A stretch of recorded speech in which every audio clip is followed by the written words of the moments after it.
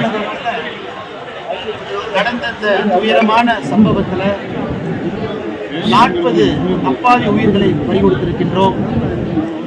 56க்கும் மேற்பட்ட நம்முடைய சொந்தங்கள் இன்னைக்கு மருத்துவமனையில் அனுமதிக்கப்பட்டிருக்கிறாங்க. அதில் சிலருடைய நிலைமை இன்னைக்கும் கவலைக்கிடமா இருக்கு. இன்று காலையிலிருந்தே நாம் பார்த்து கொண்டிருக்கின்றோம். கரூர் மாநகரம் முழுவதுமே, மாவட்டம் முழுவதுமே நம்மை விட்டு பிரிந்தவர்கள் அவங்களுடைய உடல்லாம் வீட்டுக்கு போக ஆரம்பிச்சிருக்கிறது. மொத்தமாக அலுவலர்கள் மட்டும்தான் நம்ம கேட்கிறோம்.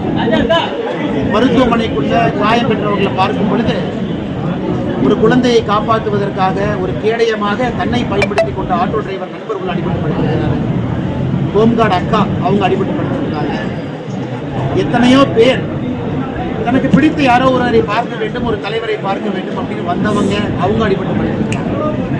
தமிழகத்தில் இதற்கு முன்பு இது போல் நடந்தது